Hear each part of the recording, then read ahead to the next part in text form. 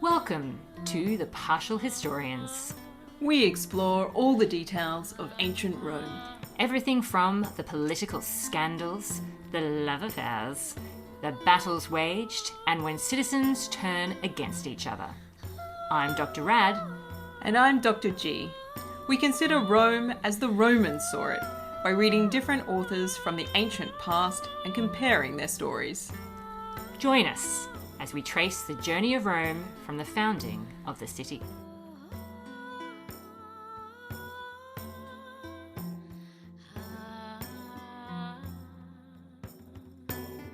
Thank you so much for joining us. Dr. Rad and I are super thrilled to welcome Associate Professor Rebecca Futo Kennedy to the show. Professor Rebecca Futo Kennedy teaches in classical studies, women and gender studies, and environmental studies at Denison University.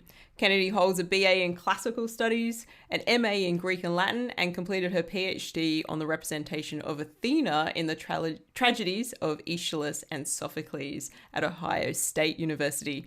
Kennedy's most recent monograph is entitled Immigrant Women in Athens, Gender, Ethnicity and Citizenship in the Classical City. And it's the subject of Athenian women and non-Athenian women that will be the subject of the conversation that we have today. So thank you so much for joining us, Rebecca.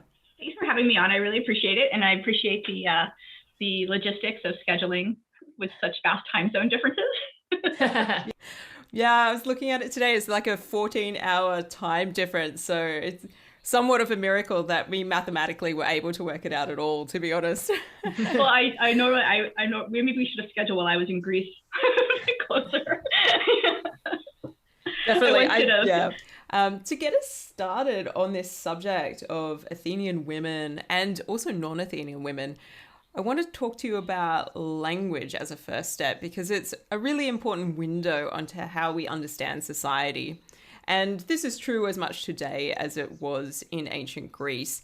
Words carry certain connotations and they start to reveal certain values to us, and senses of community start to emerge from that usage as well. So as a first step, I wanted to ask you about what are some of the terms that are used for women in ancient Greece? How are women socially coded? Yeah, it's actually a really interesting thing. One of the things I discovered back when I was a graduate student many, many years ago is that there is no word for woman default.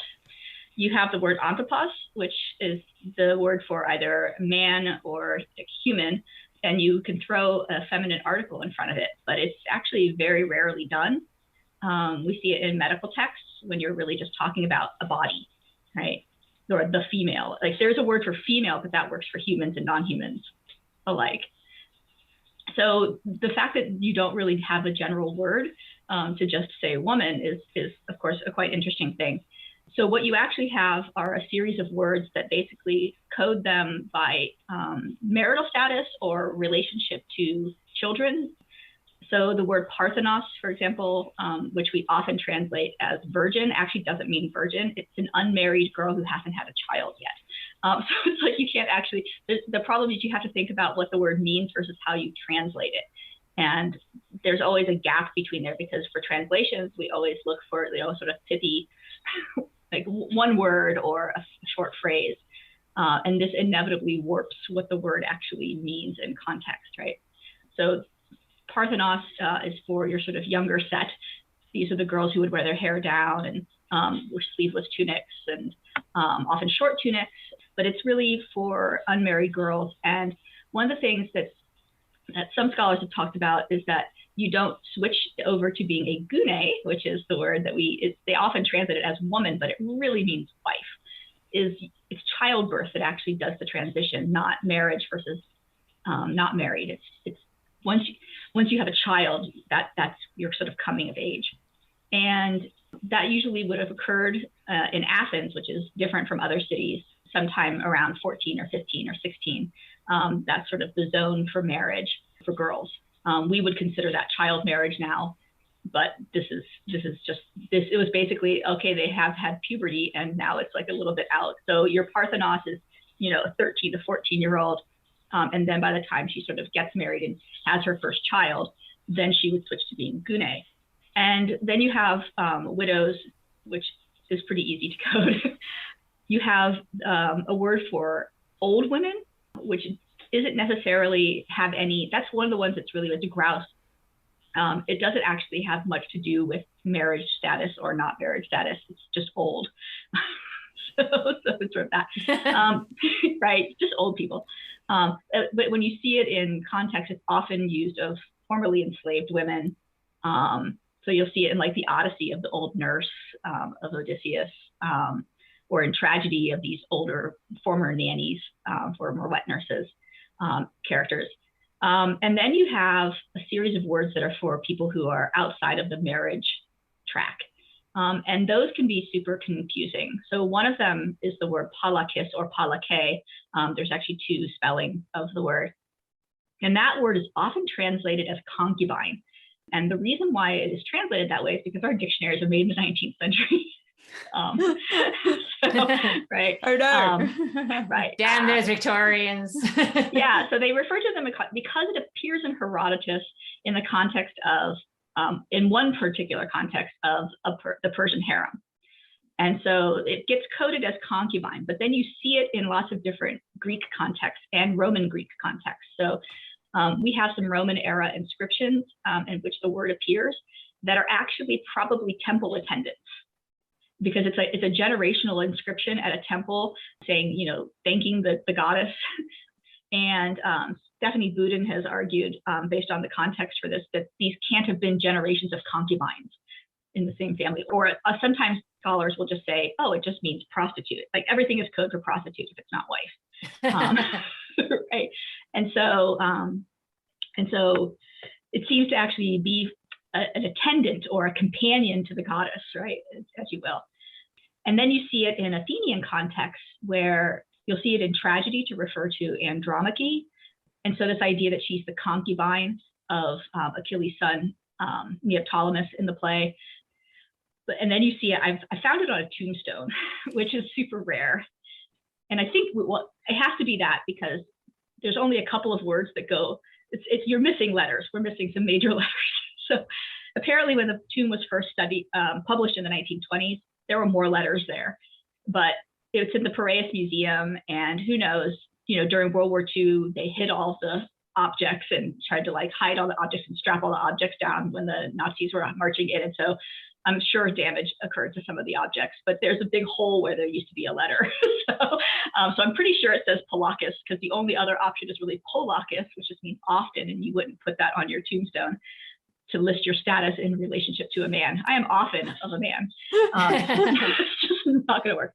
So translation Polakis here, and also in some other contexts in Athenian court speeches, suggests that the term also means a contracted relationship.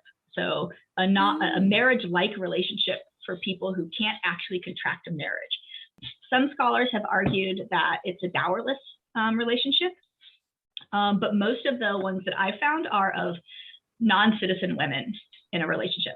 But there was a law in Athens that goes back apparently to Solon, where this particular type of woman, it was a legally binding contract, and the children were considered legitimate. Even if they weren't citizens, they were still legitimate children. So arguments have been made that these were enslaved women typically, but they wouldn't have been able to have legitimate children with their owner, with their enslaver, if it was such. So I think that word has three different meanings, but everybody conflates it to concubine thanks to our dictionaries. And then, of course, probably the most well-known and most contentious one is hetaira, which everybody translates as courtesan, which is not necessarily, again, 19th century dictionary. Often I ask my students, do you know what a concubine is? Do you know what a courtesan is? And they're like, no idea. Yeah, what's the fine grain of nuance there for the 19th century that we're missing? Yeah, right. And in the shade, it seems to be between those two words in the 19th century is one is a Turkish woman in the Ottoman Empire, right? It's foreign, and one is your sort of grand horizontale, your demi-monde girlfriend or something. But that's the 19th century, not, Yeah. How do we get that into ancient Athens, really? Yeah. Absolutely. Perhaps you could tell us a little bit about how the definition of hetaira has changed over time. Yeah, it's a funny one too, because it got coded in the 19th century by our lexicon writers, Liddell and Scott and Jones, as courtesan. But in like 1929, Gaume wrote an article that was like, there was no like training finishing school for like fine courtesans in Athens. Like no such thing. Like, so even in the 1920s, people were like, this is ridiculous. But it got really picked up in the 1980s by feminist scholars in the field as part of a movement to sort of bring forth scholarship of non-elite women. And so this whole industry basically developed around studying prostitution in the ancient world. Part of this is part of the modern movement to destigmatize sex work. But what they ended up doing was taking all these women who are called hetaira in any context, even being called this thing by people who are attacking them in court, right? And treating it as a status category, first off, and then treating a courtesan as an independent, educated woman, as if they were sort of looking for, someone like these 19th century women who often were able to live outside of marriages and held salons and things, in Paris and in London. I often think of a good example is Elizabeth Armitage, who ended up marrying, a former prime minister and had so many legacies left to her by her former partners that she was able to buy her own house in the countryside and sort of lived out her life happily married to the man of her dreams, to an aristocrat, et cetera.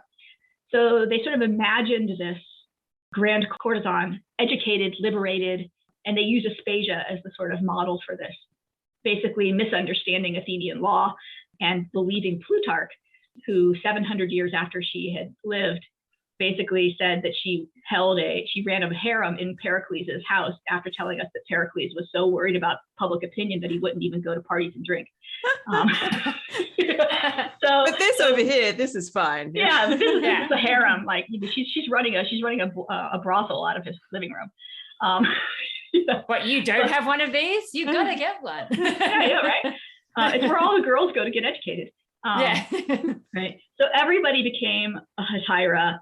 And then, of course, we had this famous article in the 90s from Leslie Kirk, which is like inventing the hetaira, where she like makes this grand distinction between the porne and the hetaira. Oh, porne is another word for women, which she classified as the sort of streetwalker, sort of the really poor, lower class sex worker versus the hetaira, who was the high class one. You look in these dictionaries and these words have like one word listed. The new Cambridge lexicon actually has a really nice full definition of hetaira that takes into consideration the last like 4 decades of scholarship. So that's one nice thing that they've done in that. But you see that like the word appears in Sappho, and it refers to Artemis and Hera as like hetairae. So clearly they're not courtesans. So it has to mean something else. So one of the things that you see is that in earlier texts, a lot of contexts, it probably just means girlfriends, as in your friends who are girls, on the equivalent of the word hetairos, which is your buddies that you hang out with and drink with at parties. And we actually have this whole class of women in the sort of early 5th century, late 6th century in Athens, who were like the wives and sisters and daughters of the wealthiest of the wealthy. People like Pisistratus' daughter, Corcyra, people like Elpenike, who was Miltiades, the general's daughter and the sister of Cimon, and she was married to the wealthiest man in Athens. They're not courtesans, but they're clearly public figures, and we have inscriptions referring to them, ostracism inscriptions, like they want their husbands or their brothers or their sons to be kicked out of the city. And they're like, take your mother with you, take your sister with you. And so there are all these rumors. They have bad reputations, like Elpenike supposedly like was having an affair with Polygnotus the painter, all this scandal. And there's actually a vase painting in the Naples Museum storage facility that at one point had her name carved on it, a painting by Polygnotus that shows a woman playing a flute while dancing girls are dancing and a man is looking on, and someone's like, this is a brothel scene. It's like, it's probably a music school or a school for young girls. like, it's a brothel. Yeah, this is a bit like it's pillow fights at a slumber party, and it's like that's not what the girls are doing. Well, it sort of reminds me though of a famous painting by Jerome called Greek Interior, which basically has a bunch of Greek odalisque style women, like, you know, Aphrodite, the Needian Aphrodite posed women, like all standing around naked with each other in their bedroom. It's like, yeah, this is what happened in the interiors of Athenian homes, right? Yeah, as you do. That's why no one else is allowed inside. But what's interesting about the word hetaira is that by the 4th century, we see it showing up in oratory and on the comic stage.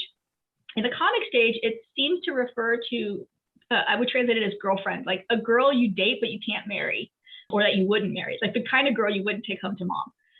And right. But then in the orations, it's often an accusation. And so it seems to have this, by the time you get to the 4th century, it seems to carry the connotation of, it could be sex worker, but it could also just be a sort of all around disreputable woman. I often translate it when I see it as whore, because it sort of captures the negative connotation. Like, the one of the things you have to think about when you deal with this kind of material is it isn't actually about sex work when you're dealing in the orations, right? It's actually about people who are trying to attack these women and make their lives miserable, and in some cases have them sold into enslavement.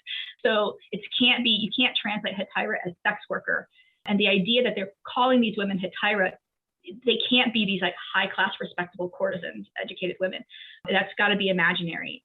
These are women who are outside of the marriage circuit for some reason or other, and women whose status within the city is really tentative and fraught and very dangerous, that they can be open to these attacks. So it sort of moves and loses this sort of meaning of, like, you know, goddesses hanging out with each other, you know, rich girls hanging out with each other. But I almost feel like if you follow the evidence around that, the things that we see that happen, because about, you know, 7 centuries later in the Second Sophistic, with people like Lucian and Athenius and Plutarch, you see, you know, Athenius' dinner parties, all these, like, you know, courtesans, quote unquote, hetairae hanging out.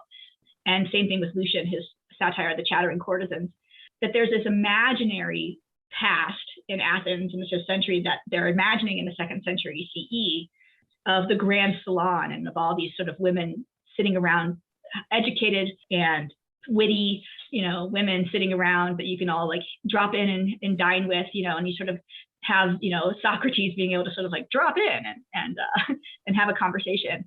So you have this sort of imaginary world that the word, that's where it really gets this meaning, I think, of the courtesan as we imagine it in the 19th century. That's not in our earlier texts.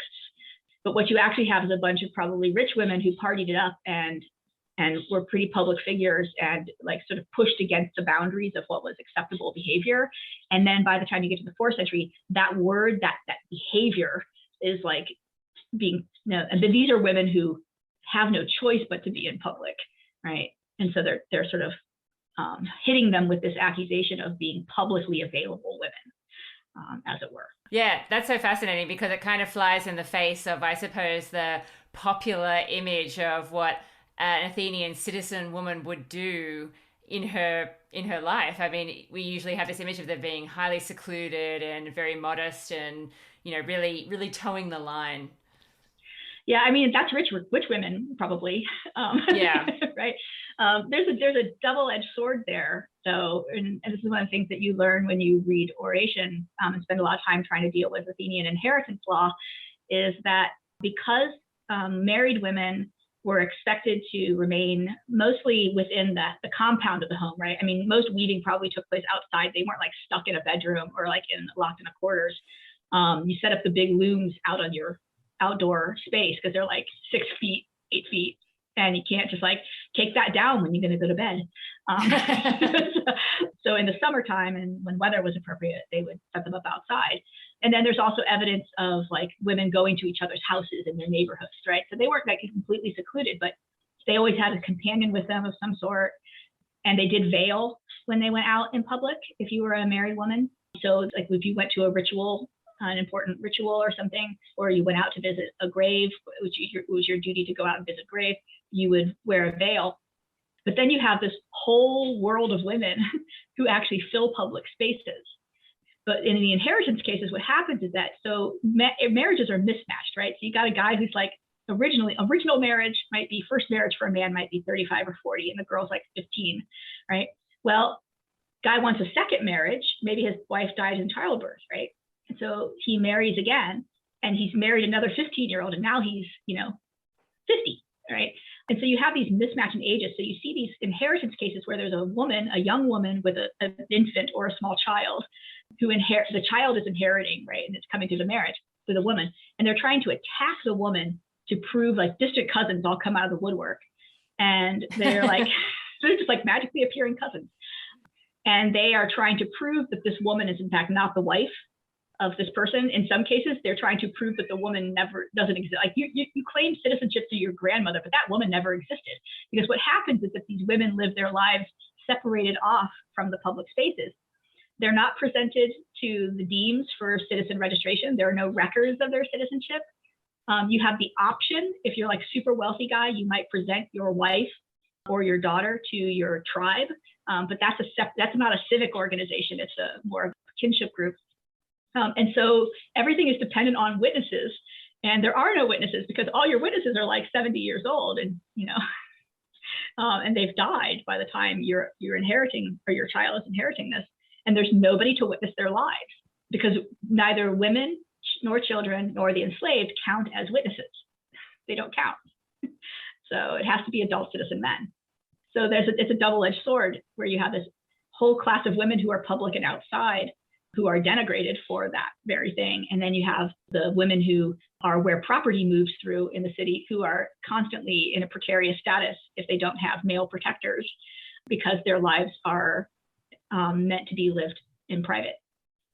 So I think this really heads in towards this idea of like, how do we understand where women sort of sit in Athenian society? Because we've got these like fine grade distinctions for citizen women where it seems like the situation that you've just described to us is like, even when they are doing everything right, and let's say that they're living a relatively secluded life, they've entered marriage at the appropriate age, they're not seen that much in public, but when they go into public, they veil themselves. Nobody has a chance to really witness what is going on. Is one woman just simply replaceable for another in that kind of scenario? Like, how do you distinguish individuality if they're never really properly seen? And if they don't have brothers that might also be looking after them in some way and they don't survive for whatever reason, it seems hugely problematic. But there are other categories as well, and you've hinted at some of them already, and I was wondering if you could expand a little bit on it. Like we see things like citizen women, but we've also hinted at that there are non-citizen women. There's definitely poor women and there's enslaved women. And what sort of positions are we thinking about within, if we're thinking holistically about Athenian society and what it looks like for women? What are the sort of realms they inhabit? Yeah, so one of the things that's important is that women were in public everywhere. We talk about public versus private, but it doesn't mean isolated in a space, in a house, right? Versus being outside. When we talk about public spaces, we mean civic spaces. So like women were not allowed to go within a certain zone within the agora, right? Foreigners were not allowed to go in. Oh, the only citizen men could go in, but that was not the space where the markets were necessarily, or where houses were. That's the space where the assembly administration building was, right? So, there are fountain houses in what we call the Athenian agora today, but the boundary stones for what counts as the agora civic space versus the agora generally is very different. So we have to remember that women will be outside. So for unmarried girls, they do go to the fountain houses. They do go to public rituals. They're not veiled. They're not hidden away. And then once you have your first child, so there's this really interesting speech, Lysias 1, against Eratosthenes. And Eratosthenes was caught having an affair with the speaker's wife. And the law in Athens is that if you are caught having an affair, if you're caught in the act in bed with someone's wife, he can kill you on the spot. And the family brings the lawsuit though, because he didn't kill Eratosthenes in bed. He learned that his wife had a guest over, and the thing we learn about is the setup of the house and how this sort of structures. He goes and gets witnesses, brings them back, and then kills him as he's getting out of bed. And so the family sues and says, well, it's not in the act. So you committed murder. So it's on the murder of Eratosthenes. But what we learn in there is that he tells the story of how his wife got freedoms, basically. He's like, well, we married, and then, she was a good girl, and my mother lives in the house, so she had to live with her mother-in-law. So just imagine a space where your father is like 90 and your mother is like 35. And so your mother's 40 or, whatever. So these women are going to be, because the marriage age mismatches, there's going to be a lot of mother-in-laws living with their young wives. And, as we learn from things like Xenophon's text, this idea is that the older woman would train the younger woman to run a household, right? Kind of thing. So she's living with her mother-in-law. She's behaving herself. Mother-in-law goes out with her whenever she goes somewhere. And then she has her first child, right? So she has the first child. And at that point, he decides that it's okay for her. She's proven herself, basically. So it's okay for her to, she's become a proper gune. She's no longer a Parthenos. So she can do stuff. And one of the things she does, though, is that so we hear in this text that she goes over to a neighbor's house at night to get candles. Our wax burnt out, so I needed to go or my wick burnt down, so I had to go to the neighbor's house and borrow a wick or something, right? So we learn that they have this sort of mobility around the neighborhoods, right? And then we also learn that he actually switched bedrooms with her. So we often imagine the women's quarters on the second floor, the door locked from the outside, not from the inside, but he swapped with her because the baby didn't live in the room with her. The baby was downstairs with others, and she needed to be able to move back and forth to nurse at night. So he switched bedrooms with her, and he moved into the upstairs room and she moved into the downstairs room. But so what we get a picture of a household in this text. So we also learn about the other women who live in the house, some of whom would have been enslaved, but some of whom were not. So one of the main characters is this old woman who used to work for the household, but doesn't anymore. Right? And she's now free. And she's the one who rats the wife out. Why? Rats her out to the husband. But also we learned that the wife met Eratosthenes at a funeral with her mother. She went with her mother-in-law to a funeral, and that's where Eratosthenes first met her and saw her behind her veil. And this is when they began their affair. So it's a sordid tale, but you sort of learn all these little details. There's these women who live in the houses, right? Then there's their neighbors and the people who live in their neighborhoods, and they're all going to have varying levels of status and income, right? Some of the houses are 2 stories, some of them are only 1 story, right? Depending on who you are and where you are. Property can only land and houses can only be owned by citizens. They can be rented, though, by people we call metics, who are the resident foreigners. And the metic class is made up of anyone who is either an immigrant, or an initial immigrant. If you're there for something like 10 days or 2 weeks, you have to register in the city, or you risk sale into enslavement if you're sort of hiding out in the city. It's made up of people who are multi-generation, like their grandparents immigrant, because there's no pathway to citizenship. You're a perennial immigrant or perpetual immigrant. And then there's anybody who is freed from enslavement enters this class as well. So you can have people ranging from Lysias, whose father was invited to the city of Athens by Pericles to set up a factory. They were extremely wealthy. They made shields for the hoplites, and they were extremely wealthy. To a former enslaved woman from a brothel who is just making trying to make a life for herself in the port of Piraeus. So it can sort of have this vast range of people that can exist in it. And back in the 1970s, when people first started really sort of paying attention to metics in Athens, they were dismissed in the one book that had really been written on it. He dismisses metic women. It's we're not going to talk about them because they're an insignificant part of the population and didn't really impact it. But then if you look at inscriptions over time, the population of metics seems to become more and more women. And this is probably because, one, freed slaves, freeing women from enslavement, because we know that women were targeted more directly in warfare for enslavement.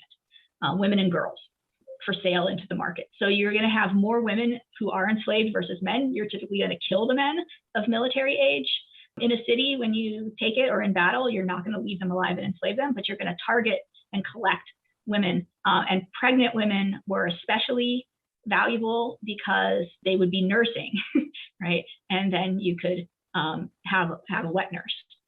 But then you're going to have them freed after they no longer need a nanny in the house, or, for various reasons, they'll free them. And so they enter into the metic population.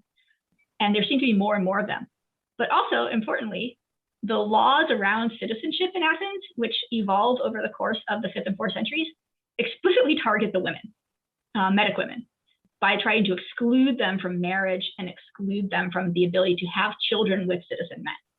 And so you don't target laws at a population that doesn't exist. It's just not going to happen. So we have a lot of inscriptions for women who sort of are on this line between, it's like, we're not sure if they're free immigrants or if they were formerly enslaved.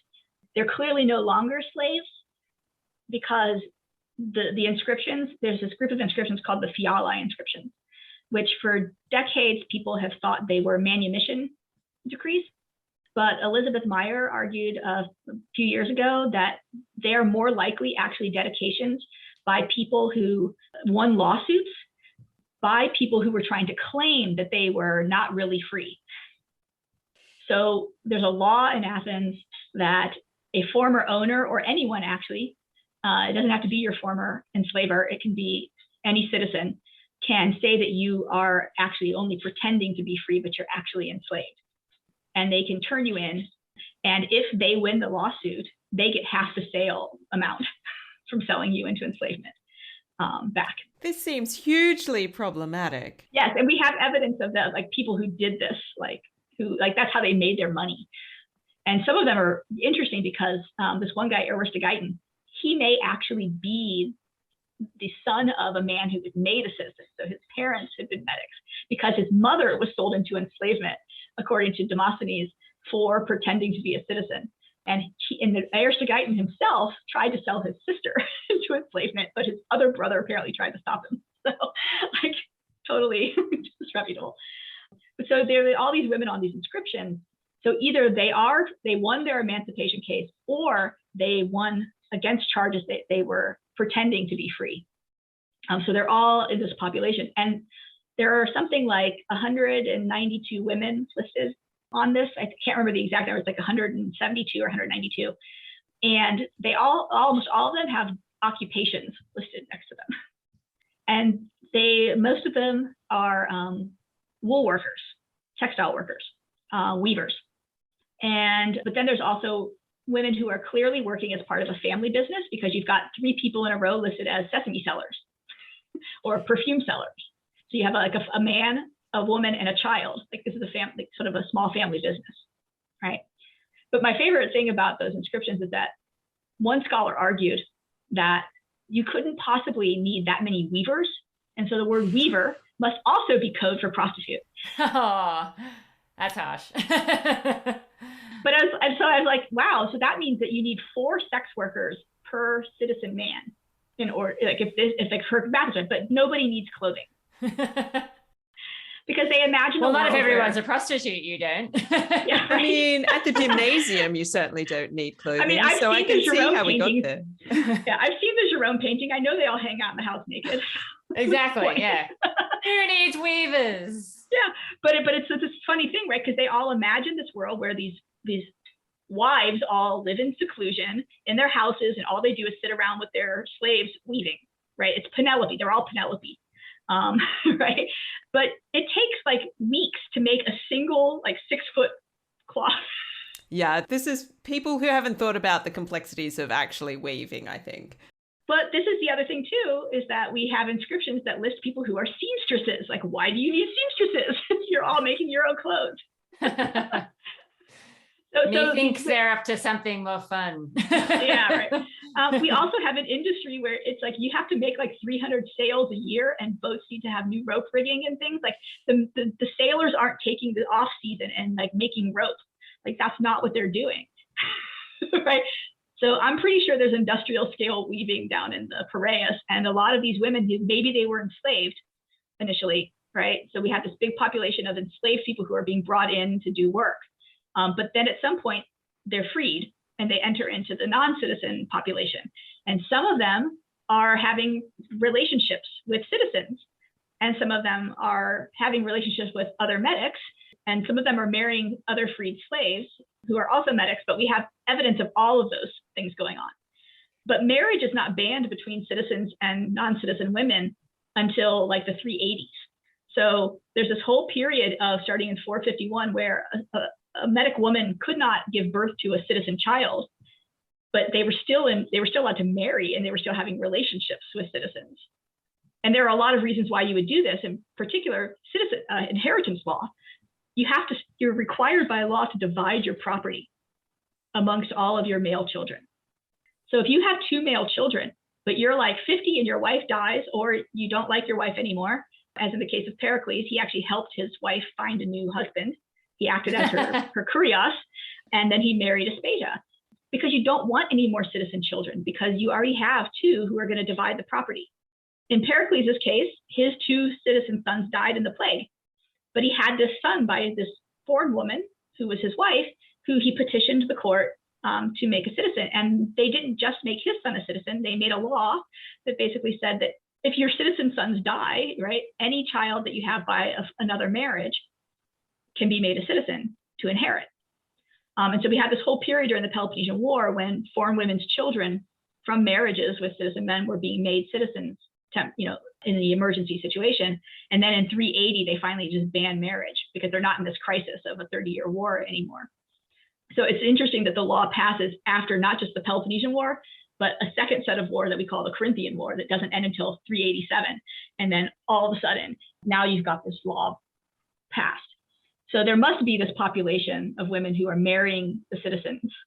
And we always think that this is an elite practice, but the inscriptions tell us that these women are working in shops, as shopkeepers, they're working as tavern keepers, like they're working in family businesses. So, this is probably happening at all levels of society. Because the other thing too is that when the marriage ban is pulled out and the citizenship law is ended in the 2nd century, we start seeing a slew of tombstones, particularly of Milesian women. So their tomb lists them as Milesian, but they're married to Athenians. so like it starts happening immediately after the law is repealed. So all this stuff is happening. There's all this interaction. They're out in the shops. They're working in temples. They're working as your wet nurses. We have these wonderful stories of citizen men. Like in Athens, there was a whole slew of tombs that have the word tithe on them. These are citizen people who are making tombs for the woman who was their wet nurse who died, right? We have one story of a guy who's a citizen man, wealthy. He was in the highest tax bracket. His old wet nurse, she had been freed. She got married.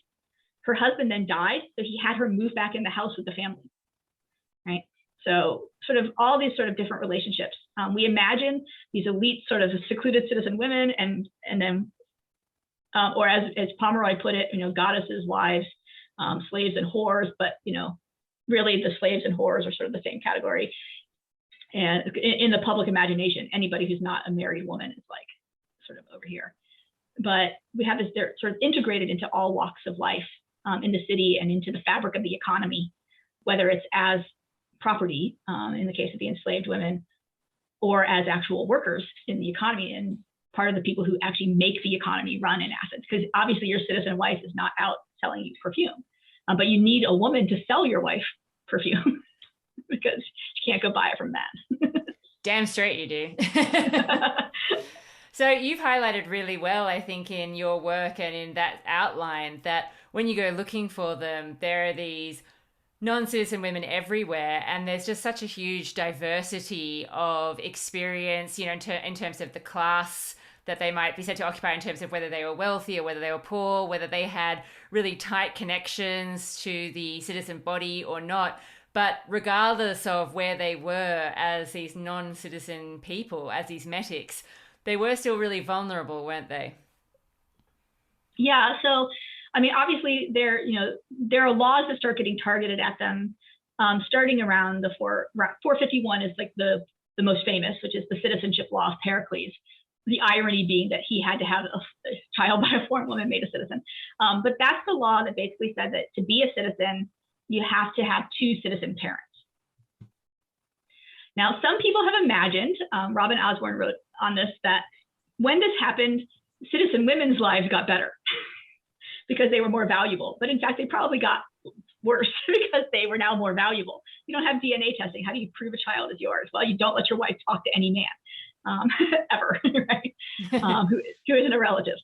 So you have these laws, and then you have the laws relaxed at the beginning of the Peloponnesian War. It's relaxed again later on. Some people think that this law that happened after the Sicilian disaster in 411 was actually a law allowing bigamy, but it's actually just allowing, basically seems to be the case where it's just allowing any person who has a child, regardless of whether the person is a citizen or not, gets to be, you have to have one citizen parent.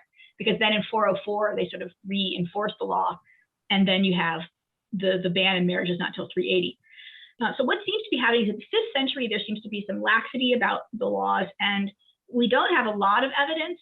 One of the biggest problems is we don't have any courtroom documents, any courtroom speeches from the 5th century, other than like on the mysteries from Andocides, and that's like at the tail end of the 5th century. So we don't have sort of the beef of that period. So there's not a lot of evidence for what these women were doing. Most of the women that we see who are metics are actually being represented on the tragic stage. And you see different types of women represented there, from the heroic daughter of Heracles, who's going to sacrifice herself to save the city of Athens from like during the Peloponnesian War period, to people like Andromache, who's enslaved. So there's a sort of a very, Medea is probably the most famous metic on stage in Athens, out there killing everybody.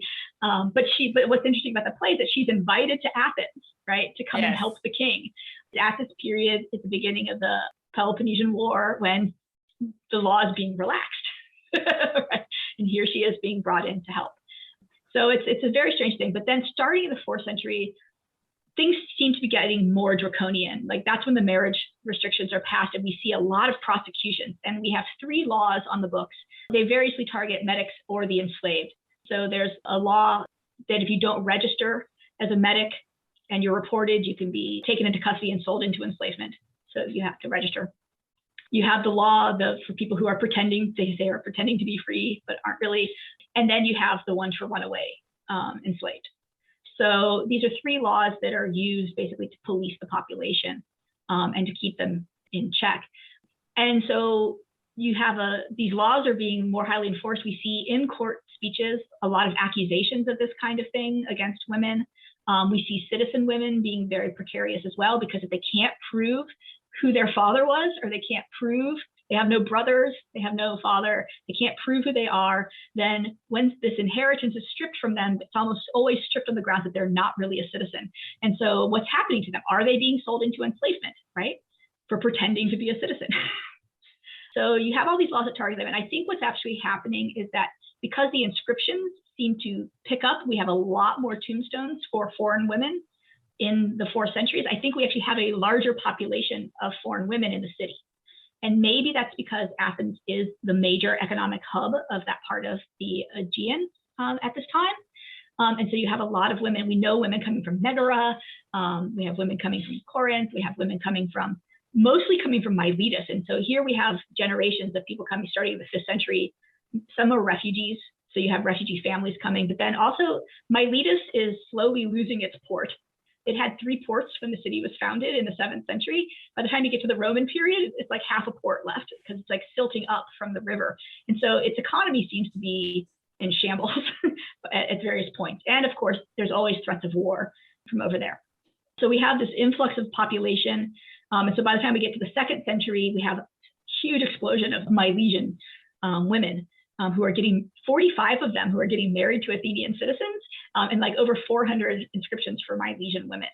So I think as the population became more women, and we probably have the population as more freed women are entering into the population. And so as your metic population becomes less wealthy people being invited into the city to support the economy, and more freed women and migrant women coming for work, the laws get more restrictive.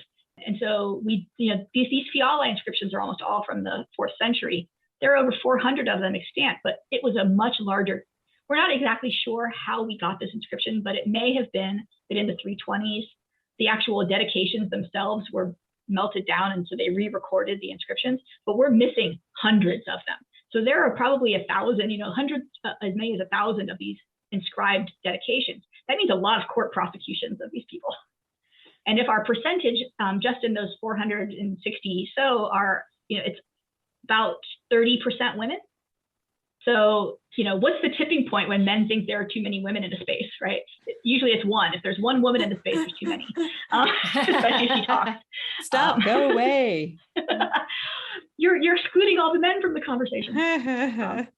I think this leads us really nicely to like the wrap-up question, actually, because we've talked a lot about how this population that's sort of outside the citizenship is having real consequences for how Athens tries to understand itself and how it tries to define itself, and thinking about minority representation within that, or perhaps the least represented in particular ways, is the study of how poverty is operating in a big city like this, where we've got quite a diverse population. We've got lots of people coming in. It's clearly an economic hub.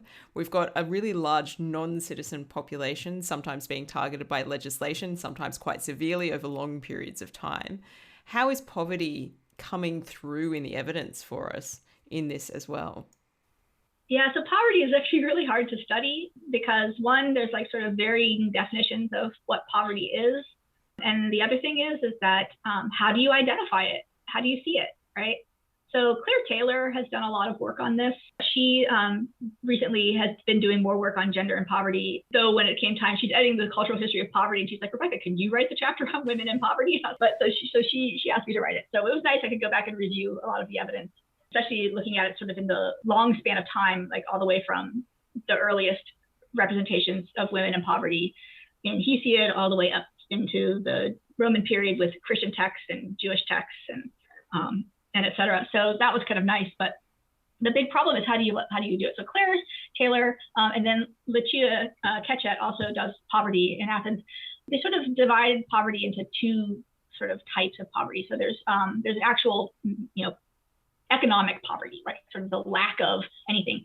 Are we talking about penury, right? Sort of like completely devastatingly poor, no money, or is poverty sort of like below, at a subsistence level or below, right?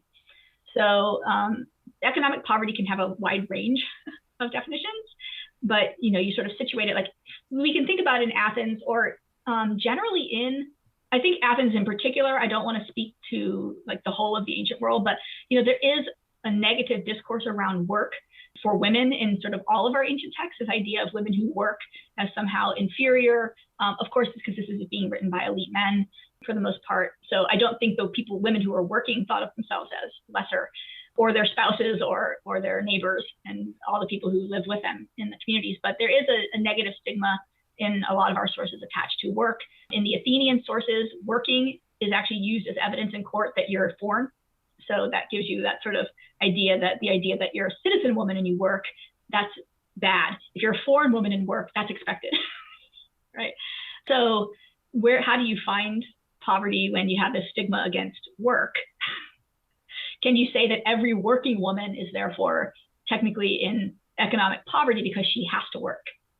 I mean, that's a discourse we have in the modern world as well, especially like when I was growing up in I was born in 1974, and my mom went to work in like when I started kindergarten in 1979, but it was because we were poor, right? The middle class ideal from the 1950s and stuff is that your wife only worked if she had to.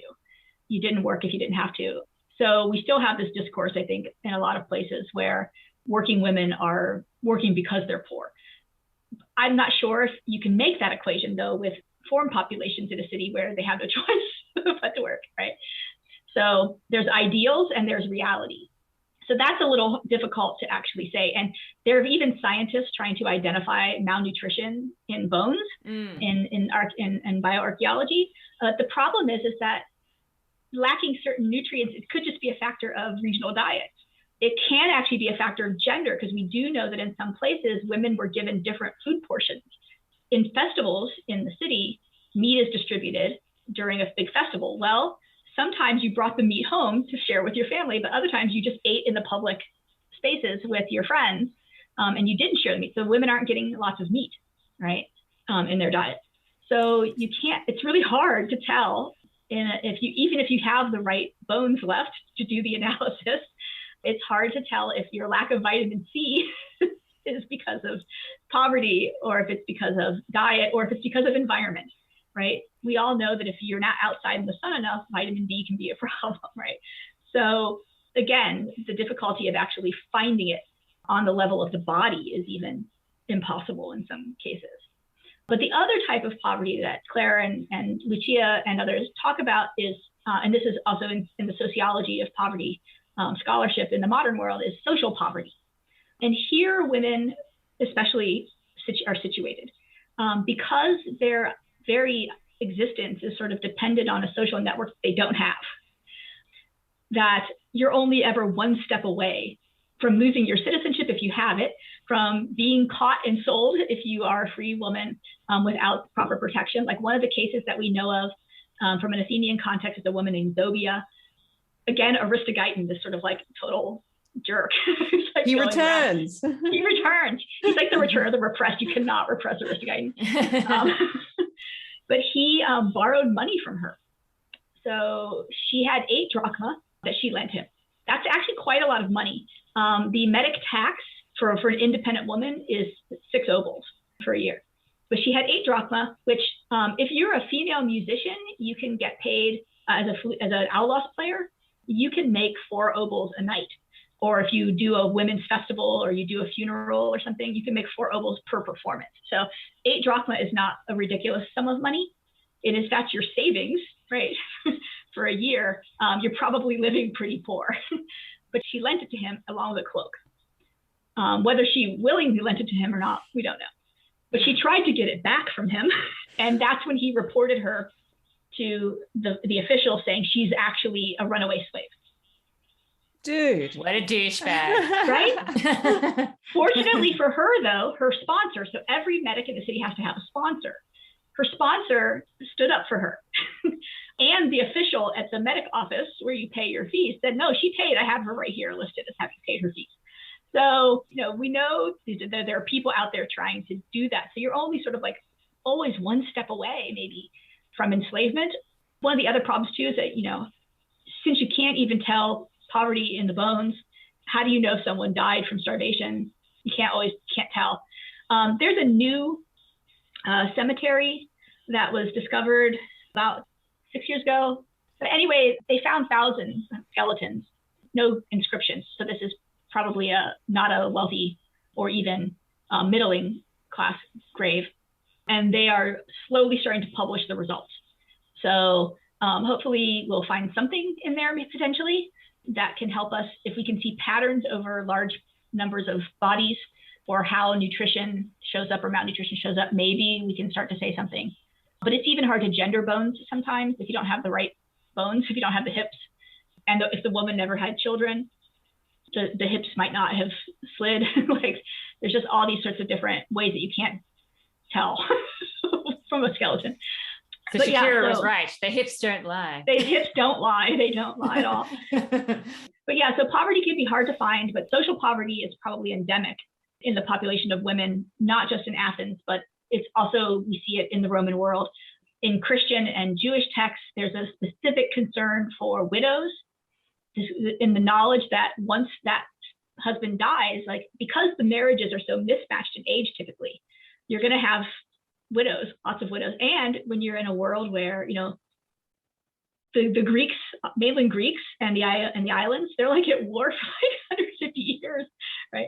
Like the entirety of the 5th century is a history of war and most of the 4th century. So a lot of deaths, a lot of widows, a lot of orphans. And while the Athenians never did anything about this, we do have inscriptions from other places in the Greek world where there's like after a specific war has ended, particularly with the wives of Roman emperors, we see inscriptions from some Greek cities where they have set up a fund for orphans or things like this. So there's a recognition of destitution and precarity for these people. And in Jewish contexts, it's what we call relative poverty. So the idea is that the widow and the orphan should be maintained by the community at the level that they were before the death of the father or the husband or whatever. So they understand the concept of poverty, right? I think this has actually been one of the big problems in poverty studies is they don't focus in on things like gender. because they're more concerned, and this goes back to Peter Brown and his work on late antiquity, is identifying a class of people called the poor. That's just not real. It's a category that someone's made up. Poverty can be all over the place. So this is one of the big problems, though. It's hard to find them, but we can't say that working women are all poor, but we can say that there's a social ideal that women who aren't poor don't work. So that like foreign women work and poor women work, but nobody else.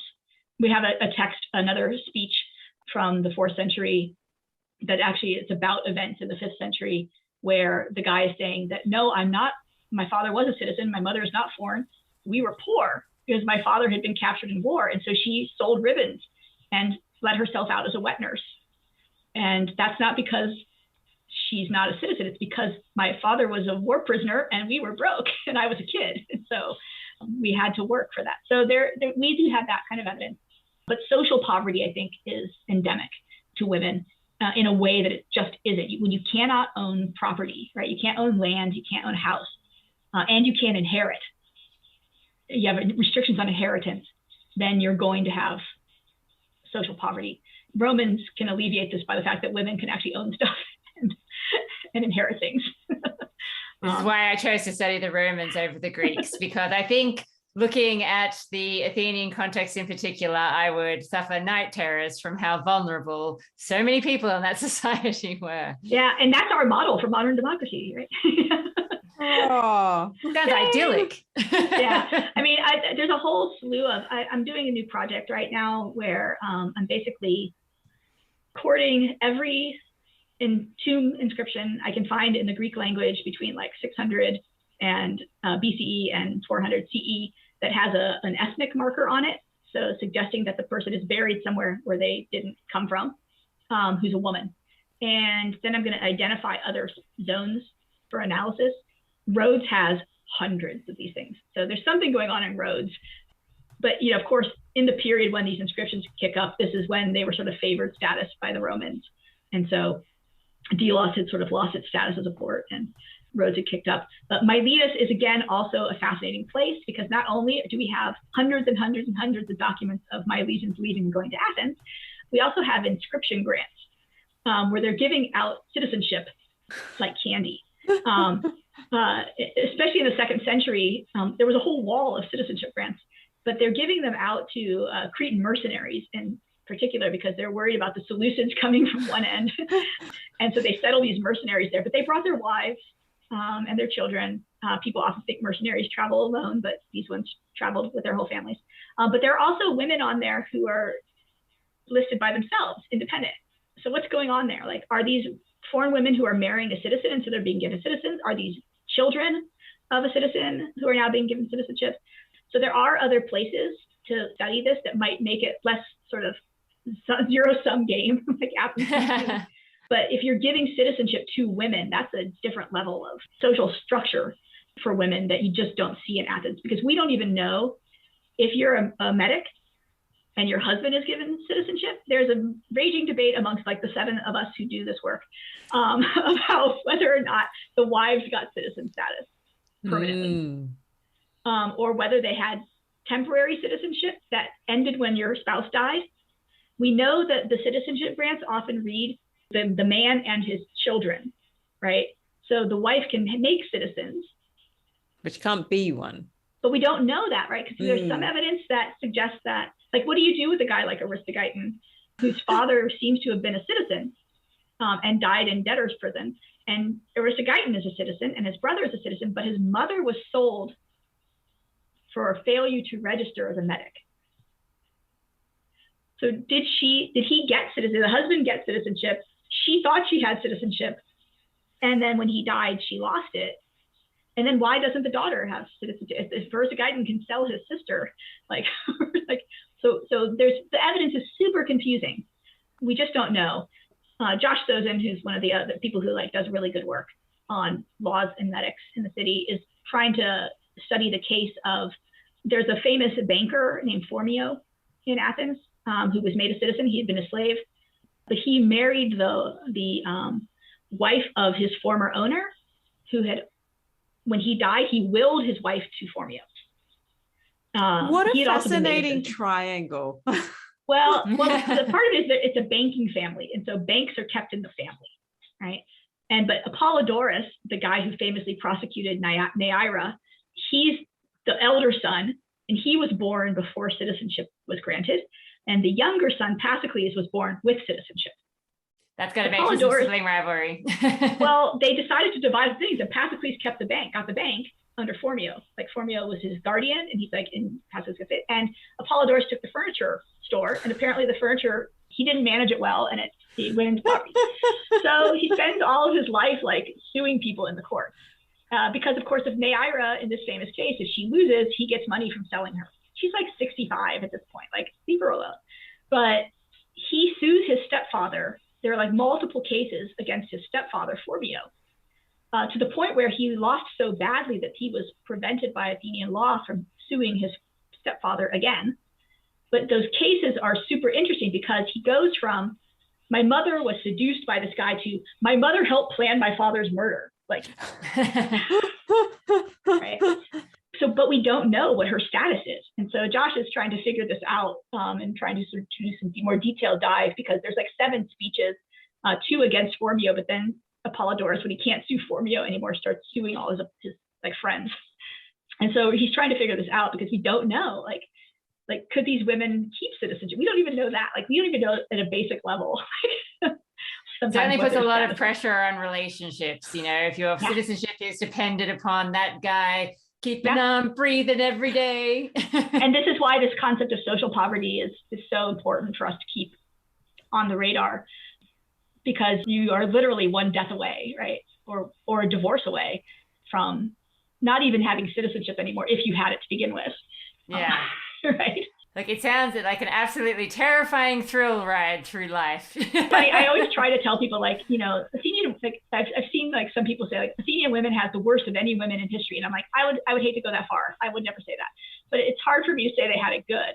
But who knows? Like, right, lived experience is so hard to find. Well, particularly in this sort of a society where most of the material is in the hands of men, and particularly a certain class of men. And inscriptions can tell us names and maybe tell us, you know, how they identified themselves. Did they identify themselves, like, or how they were identified on their tomb? Like, you don't even get to make your own tomb, right? But did you identify as a wife? Did you identify as a Polike? Did you identify as my legion? Did you identify as, you know, as a Parthenos, or were you identified as these things? That's still pretty minuscule evidence for the richness of life. And then, of course, like Roman inscriptions, Roman tombs are like so much more forthcoming. Greek tomb standards are like, we don't even care how old you were. We don't care. Just name, date, and serial number. It's like the bare minimum information.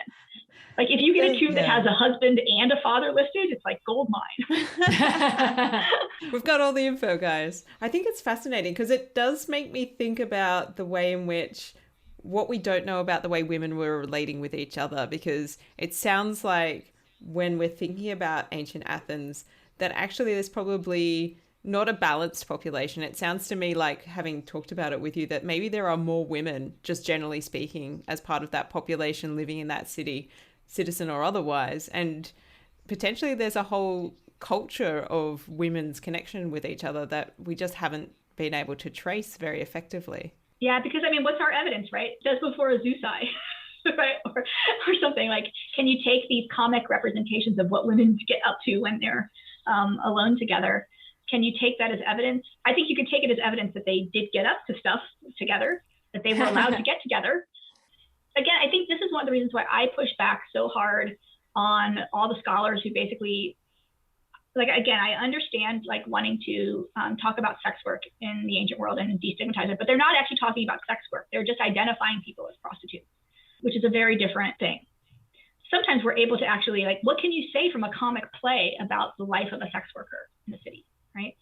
But we, you know, my spouse wrote an article on outlaws players, which have often been conflated with sex work. And of course, a free outlaws player could choose to do sex work as well. An enslaved outlaws player has no choice. If her owner wants to rent her out for sex, she has no choice. But she's more valuable as an outlaws player. She makes like 3 times the amount of money for her owner or for herself as playing the outlaws. But we know that they had women-only gatherings, right? And so, one of the texts that tells us this is Plato's Symposium, actually. People forget, ignore, there's you have to find these little tiny tidbits. There's these 3 lines or something where they are trying to decide what to do after the Aulos player has played for the pouring of every symposium has to have an Aulos player for the ritual of pouring the wine. And then they say, well, let's send her to the ladies so the ladies can listen to the player and we'll get to talking. Tonight's not going to be a music night for us. Tonight's going to be an intellectual discussion night. So let's send her to the ladies. Well, who are these ladies? Did they bring their wives with them? And the women are hanging out together? Is it the neighbor ladies? Is it just the women of the household? We don't know, but they're clearly thinking of a gathering of women. But also we have these vase paintings, which everybody says, oh, these are hetaira, again, this sort of word that has vague meaning, of women together at symposia. And I said, I argued, they are hetaira, but they're women. These are rich women. Because one of the most important vases, it has these 2 women on the top. They're playing katabas, right? The game where you throw your grape refuse into a cup, toss it with a cup into a spittoon. And they're gazing down at the Kalos boy at the bottom. And they're calling him Kalos. It's not prostitutes, courtesans, these are probably rich women. This is a vase that they have. It's from a woman's tomb in Etruscan context. But I argued that, no, this is actually rich women had this lifestyle too. They got together with their friends and they drank too. And we have evidence of women's drinking rituals. And of course, women went to tombs together to do service to the dead in lots of different cities. We have a lot of evidence for this, Tanagra being one, that there's a lot of evidence for this. But if this is a ritual that women are supposed to perform regularly and they're going out together to the tombs and they have to pour libations and they have to do these things, they're probably, they have to go out. It's a day trip. So these are groups of women going places together and doing rituals. So there's little pieces of evidence all over for the lives that women had. And these inscriptions, especially things like the Fialae inscriptions, we can imagine, well, they were prosecuted in court, but we also can imagine they had jobs that they were probably proud of because this is what they chose to put on the inscription. They chose to say, I'm a weaver, right? I'm a seamstress. I'm a sesame seed seller, right? It's not just an identifier so people know who they are, but also something that they've chosen as a label for themselves. So there are places for us to build and imagine what their lives might have been like outside of the sort of gaze of elite men.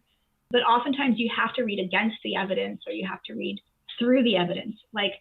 These women that Demosthenes is telling us that Aristogeiton is attacking, he's sympathetic to them.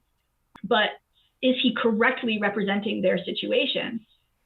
Well, who knows if that was really Zobia's life, but he has to create a plausible situation that the members of the jury, who are not going to be rich dudes, right? The members of the jury have to think that this is plausible.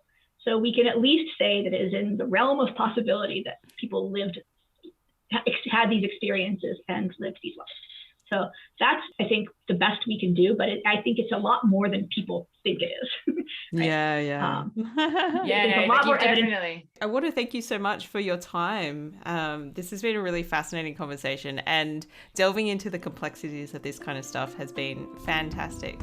So thank you so much for joining us. Well, thanks so much for having me on. It was really great. I'm glad we could make it work out.